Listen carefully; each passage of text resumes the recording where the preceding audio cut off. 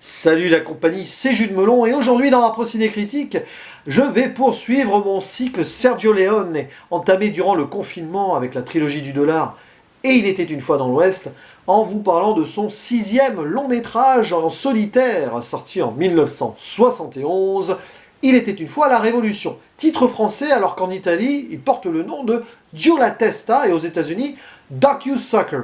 Alors pourquoi cette appellation en France et dans d'autres pays limitrophes? Très certainement pour surfer sur le succès d'Il était une fois dans l'Ouest.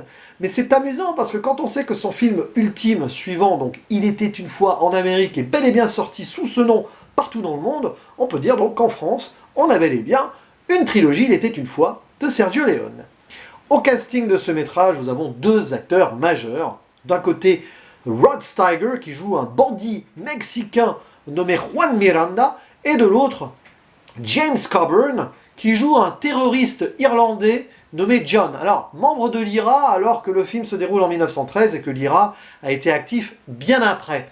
Petit anachronisme ici. En tout cas, les deux vont avoir leur destin croisé, hein, comme le dit Juan. Hein, tu t'appelles John, moi je m'appelle Juan. Bon voilà.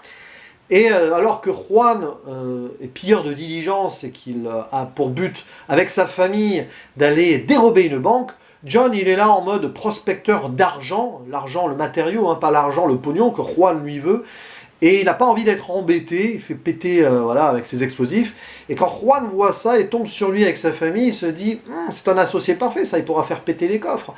John n'a pas envie, finalement les deux se croisent, se décroisent et se recroisent, et vont finir par s'associer, et se retrouver au milieu de la révolution mexicaine, bien malgré eux, parce que Juan ne s'intéresse pas du tout à la politique, etc.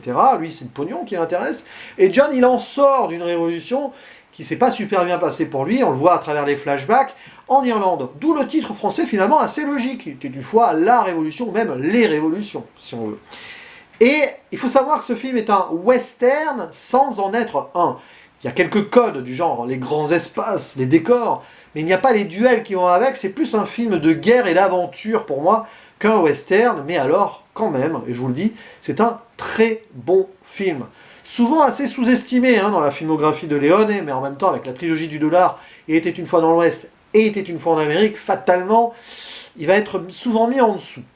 Pour moi, il est très bon. En dessous de beaucoup de ses métrages, mais pour moi, meilleur que le premier film de la trilogie du dollar, si je devais les classer. Mais ça se joue à très peu de choses.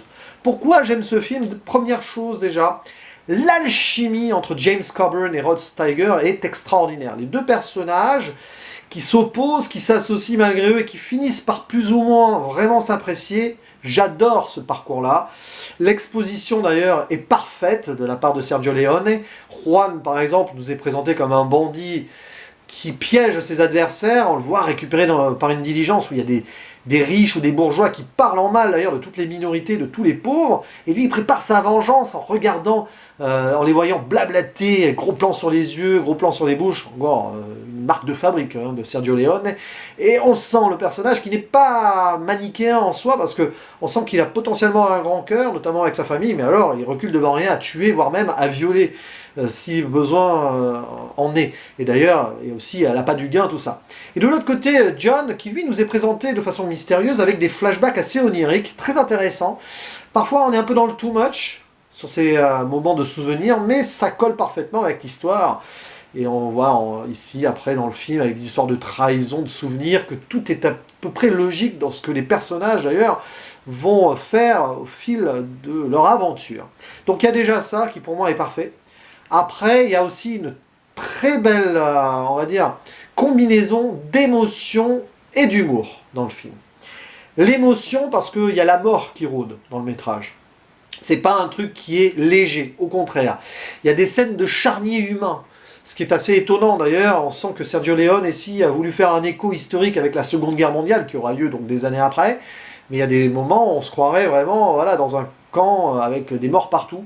C'est assez terrible, ou juste sur les champs de guerre. Et puis de l'humour avec le personnage de Juan, voilà, qui veut de l'argent, là, de l'argent, et qui il va dérober la banque, va se retrouver héros de guerre parce qu'il aura libéré des prisonniers en fait à la place. Et ça c'est génial, parce que le héros malgré lui, comme ça donne des moments improbables. Et ça va faire évoluer et transformer le personnage principal en plus, c'est ça qui est fort. Alors qu'à côté, John reste un petit peu à l'écart, mystérieux, en distance, mais qui s'implique aussi. et qui va, dès que la trahison d'un autre personnage va se faire, être vraiment à fond dans l'histoire, parce que ça lui rappelle son passé. Donc tout ceci est super bien mené. Après, bon, la réalisation aussi est géniale, hein, c'est du Sergio Leone, je parlais de ces gros plans sur les bouches et les yeux. C'est assez grandiose dans les espaces, il y a un moment une scène d'explosion de pont qui est très forte, il y a des scènes de silence qui sont touchantes, et magistralement aussi d'autres qui sont mises en musique par Ennio Morricone, hein, comme d'habitude, mais alors là, il nous livre une partition extraordinaire, comme souvent, comme toujours presque, mais très marquante avec le thème principal d'ailleurs. Voilà, il y a tous les éléments pour faire de ce film un très grand film, et c'en est un pour moi, malgré quelques défauts de longueur. Bon, 2h30, il y a des moments vers la fin surtout, où justement avec l'aspect trahison, avec le méchant de l'armée mexicaine, qui est sous-exploité. En gros, il parle jamais, mais il est méchant, et c'est tout.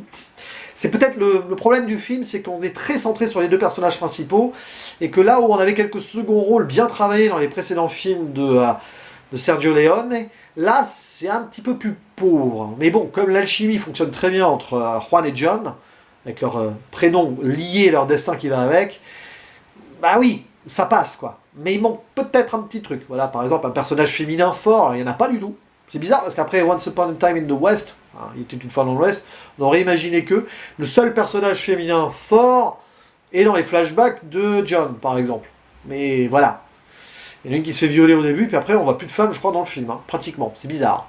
Bref, à part ces petits légers bémols à droite à gauche, c'est un très bon film que je vous recommande, que vous pouvez voir indépendamment, pardon, c'est pas facile à dire, des autres films de Sergio Leone, évidemment. Rien que pour l'alchimie entre les deux personnages principaux, la dose d'humour et l'émotion forte, c'est quand même des moments très durs. C'est un métrage qui vaut vraiment le coup et auquel j'attribue une très bonne note, hein, un très bon 8/10 avec un petit coup de cœur et donc un très bien sur Captain Watch. Et il ne me reste plus qu'à vous dire le mot de la fin qui est toujours le même. Hein. À la prochaine. Ciao. Petit ajout que je ne fais jamais d'habitude en impro ciné-critique, puisque tout est sans montage et tout, mais j'ai appris, après avoir fait donc cette vidéo, le décès d'Ennio Morricone. C'est terrible, parce que voilà, je parle du film et j'apprends sa mort juste derrière. Donc voilà, c'était pour avoir une pensée et rendre hommage à ce grand compositeur qui nous livre avec Il était une fois la Révolution, ici un très grand moment de musique. Et forcément, là, je suis sous le choc, mais je tenais du coup à avoir un petit mot sur ce grand compositeur. Allez, je vous dis à la prochaine. Ciao.